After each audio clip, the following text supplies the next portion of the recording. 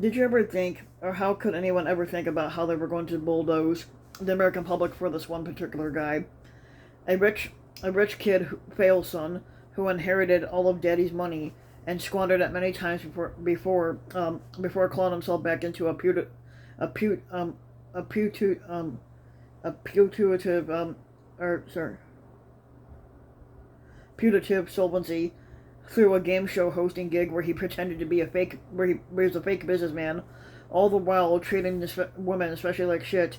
Especially he treated women like dog shit everywhere he went for his entire life. It's almost like the aggressive mediocrity was part of the appeal, a statement of power that a guy who knew nothing about anything and nodded along as someone and basically he called his daughter a fine piece of ass. Basically means he wants to fuck his own daughter on a radio show, and it could still become squatter if he said the right things about the right people. But of course, it was only possible through the absurd technicalities generated by our systems of electing our squatters and president. It was that same system that Trump's people tried to exploit when in 2020 he lost the Electoral College vote, in addition to the popular vote that he also lost in 2016. They just could not accept it, while the Electoral College had allowed Trump to get away closer to re-election than anyone who loses by 7 million actual citizens' votes ever should. But he came up short. Joe Biden's win was illegitimate to these inbreds because at this point, any Democrat winning and wielding power is illegitimate in their eyes. That's why every election is declared rigged now before it happens. That's why the Republicans are going on TV to laugh at the idea of that a Democrat could legitimately win an election in California, and that's why Republican state legislators have repeatedly moved to strip offices, including governors, of their power before a Democrat who won an election is installed. And Donald Trump could not have lost because the real Americans voted for him. Real Americans did not. So everything works backwards from there, including John Eastman's memo.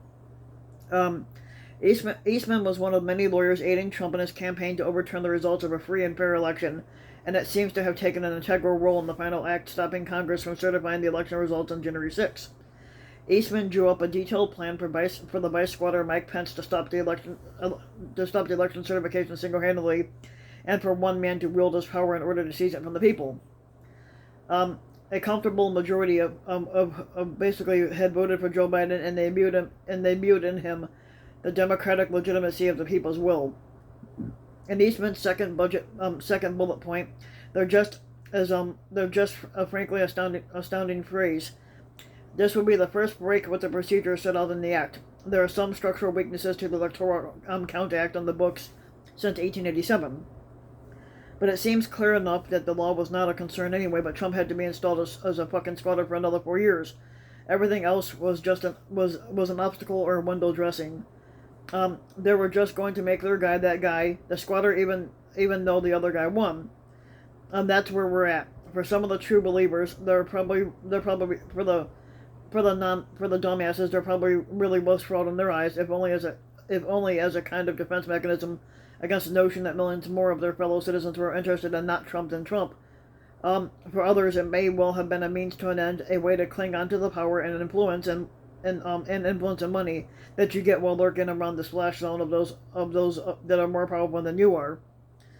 But the fact remains that for a sizable constituency in this country, the outcome of the legal democratic process is a sideshow to the main event of those who have is the main event of those that have power. The latter question can be settled by means other than who get the support of a majority of citizens, including using the same laws that were meant to organize the democratic process to undermine it, and gerrymandering, voting restrictions, wielding power through the courts, and we're in a whole new place right now. And do even the fucking Democrats understand this fucking bullshit that's going on? I'm pretty sure they do, but the Republicans just choose to ignore it.